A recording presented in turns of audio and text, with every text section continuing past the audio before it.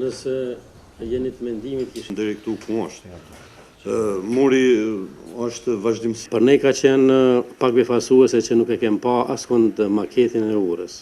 Pse ne si deputet, si Komision Parlamentar për Punë të Jashtme, si Kuvend i Kosovës, po edhe qytetarët e Kosovës, nuk e kanë projektin e plot dhe të sakt të ndërtimeve që do të bëhen në pjesën veriore dhe jugore të urës.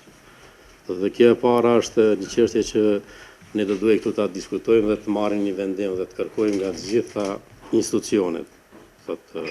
Edhe ato institucione që janë të përfshira në dialog, po edhe nga institucionet përkatëse, që ne edhe qytetarët e Kosovës ta kenë saktësisht projektin për rivitalizimin e urës së Mitrovicës. Me ndërtimin e murit është prek thellësisht dhe konkretisht sovraniteti dhe integriteti territorial i vendit.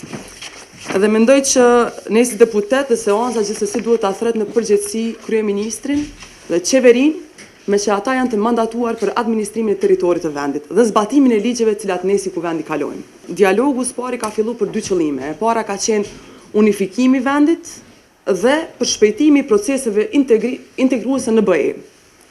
Të dyja këto kanë dështuar. Muri është vazhdimsi e projekteve të Serbisë për ndamjen e Kosovës.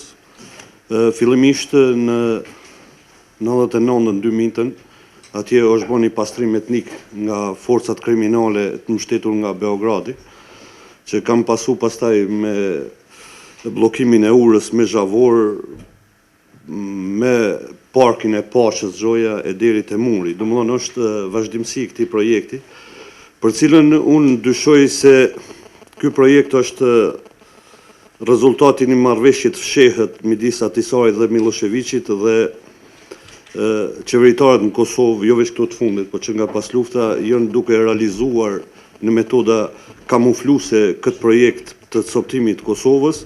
Aleanca ka marrë një iniciativë po atë ditë që është informuar për seancë të jashtëzakonshme, mirë po fatkeqësisht përpos nismës nuk ka gjetë mbështetje të asnjë subjekt politik.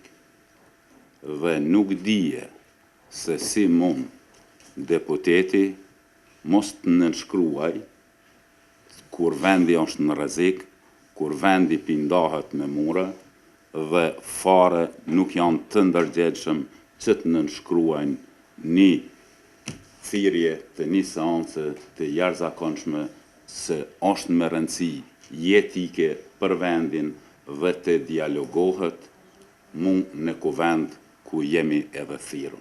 Mirë po le të mbetet në ndërgjegjen e tyre. Sa i përket murit, ne ishëm bashkë me juve, zoti kryetar, më habit fakti që atë ditë nuk kemi marrë asnjë informacion sa i përket ndërtimit të murit.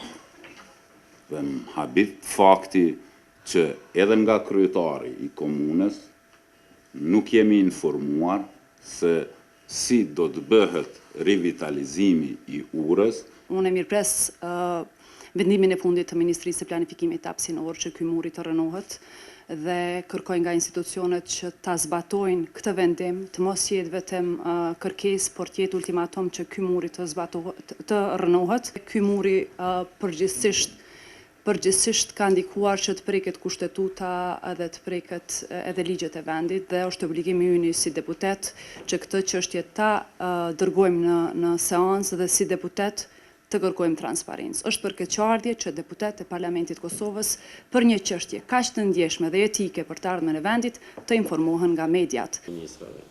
Ne dim që ky mandat është më ndryshe se vendosi, ne dim pa grupet, pa shefat e grupeve parlamentare. Dialogut, e kom, ta tham mendimin tim, për ata që është interes i Kosovës dhe qytetarëve të Kosovës.